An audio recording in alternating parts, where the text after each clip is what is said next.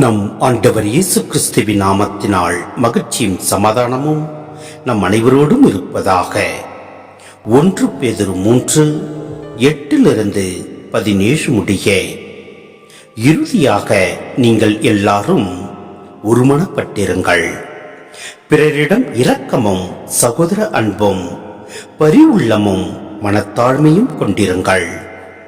தீமைக்கு பதில் தீமை செய்யாதீர்கள்.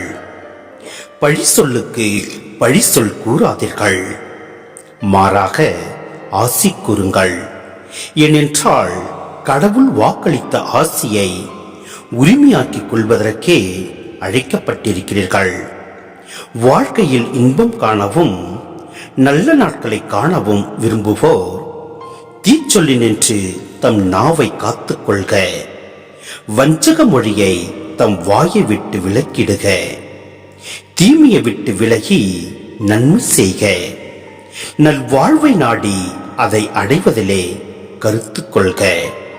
ஏனெனில் ஆண்டவரின் கண்கள் நேர்மையானவர்களை நோக்குகின்றன.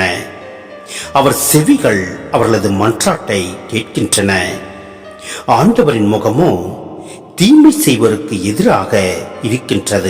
நன்மை செய்வதில் நீங்கள் ஆர்வமுடையவர்களாய் இருந்தால் உங்களுக்கு தீமை செய்ய போகிறவர் யார்? நீதியின் பொருட்டு துன்புற வேண்டியிருப்பினும் நீங்கள் பேறு பெற்றவர்களே.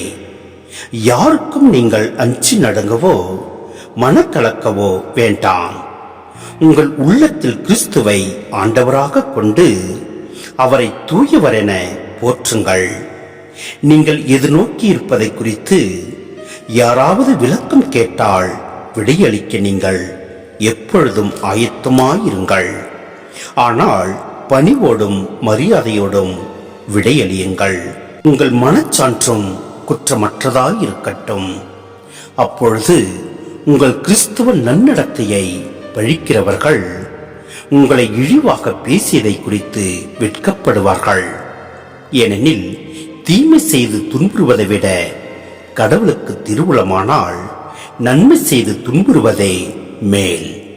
சிந்தனை. யூதா இங்கு 3 விதமான மக்களை சுட்டிக்காட்டுகிறார். முதலாவது, கிறிஸ்துவ படிப்பினையை ஏற்றுக்கொள்ள இன்னும் தயக்கம் காட்டுவோர். இவர்கள் மேல் திருச்சபை இரக்கம் கொண்டு பொறுமையை கடைபிடிக்க வேண்டும். இரண்டாவது, பிறரின் தவறான தூண்டுதலில் சிக்கித் தவிக்கும் கிறிஸ்தவர்கள். இவர்களுக்கு அறிவுறுத்தி மீண்டும் நல்லதொரு கிறிஸ்துவ வாழ்விற்கு இவர்களை கொண்டு வர வேண்டும். மூன்றாவது, வேறு சில கிறிஸ்தவர்கள் முற்றிலுமாக இறைப்பற்றில்லாமல் மனித இயல்பின்படி நடப்பவர்கள். இவர்களது வாழ்வோடு எந்த தொடர்பும் கொள்ளக்கூடாது என்று இங்கு எச்சரிக்கப்படுகின்றது. எனவே நம் ஆண்டவரில் நாம் முழு விசுவாசம் கொண்டு தூய ஆவியின் துணை கொண்டு வேண்டுதல் செய்வோம். கடவுளது அன்பில் நிலைத்திருப்போம். எல்லாம் வல்ல இறைவன் உங்களையும் என்னையும் நிறைவாய் ஆசீர்வதிப்பார். ஆமேன்.